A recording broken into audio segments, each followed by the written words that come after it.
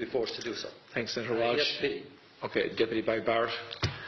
Ambassador, I will say frankly, I'm one of the people who thinks you should be expelled from this country, and I believe that that's nothing to do with you personally. It's to do with the policies of your state. And I think, along with Desmond Tutu, that the time for treating you as a normal state is over, because you're not behaving as a normal state. And I just want to ask you questions, really, in relation to that contention. And I would just say, for the record, it certainly isn't motivated by anti-Semitism in my case. I mean, for example, when disgraceful attempts were being made to downplay the horrors of the Holocaust by people like David Irving, I brought a Jewish Auschwitz survivor to this city to organise meetings and get her on national television to remind the Irish people about the horrors of the Holocaust. And I would do so again if anybody tried to downplay the horrors of what were done to the Jewish people. But it is precisely because I'm opposed to racism that I oppose what your state is doing and what it stands for. So I just want to ask you a few questions in relation to that. And I should also say, by the way, I lived for a year on Moshav Neot Hakikar in the Dead Sea in 1987, 2 weeks before the first Intifada broke out. That leads me to my first question. You have tried to cover over what you have done, the killings of innocent people in Gaza on 3 separate occasions over recent years, the seizure of Palestinian land and so on, by attacking Hamas. Now, why don't you just admit that Hamas didn't exist when the first Intifada took place? They didn't set up an armed wing until the early 1990s. And that there was a reason that PLO were in Tunis at the time, exiled, effectively not present. But the ordinary Palestinians rose up because you denied them basic rights. I lived there. It was apartheid. It was racism. It was endemic. It was rotten.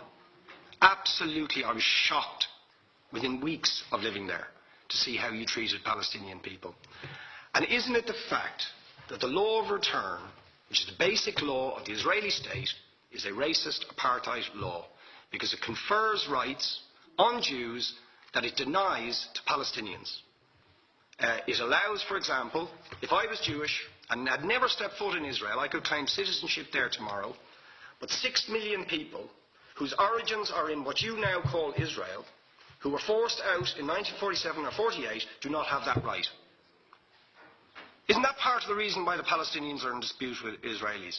Because you deny them the right to return to their homes and to their land and to their villages, and that they have a legitimate claim, even under international law, to return, but you deny them that right. Why do you deny them that right? And why do you give that right to other people who have no connection whatsoever with the land, whether you call it Israel or whether you call it Palestine?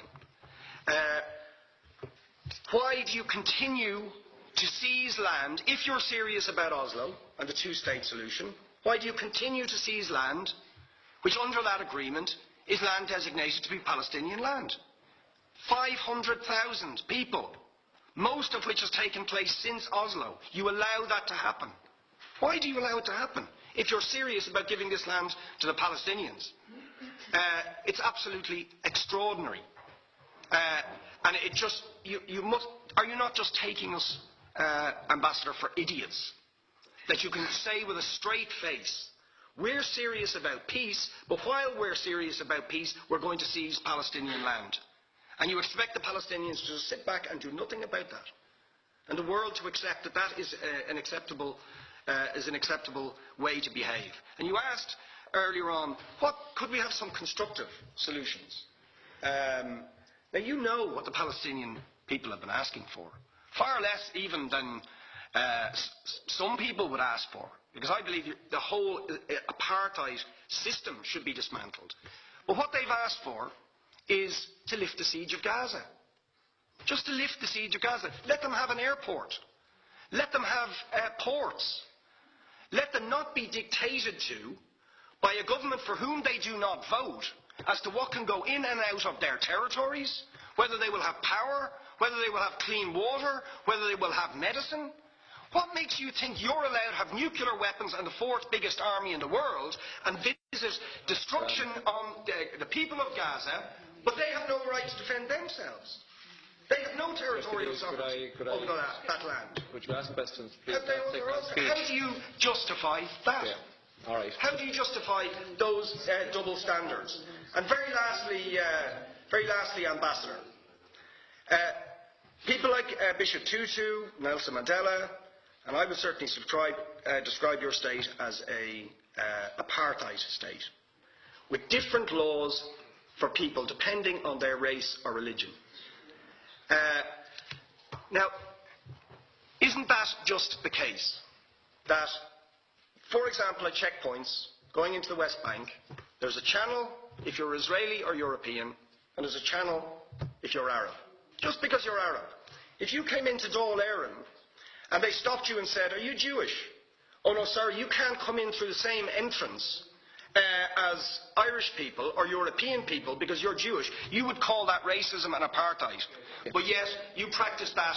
You practice that with your checkpoints and your military barriers and your apartheid wall. How can you justify that? All right, thank you. Last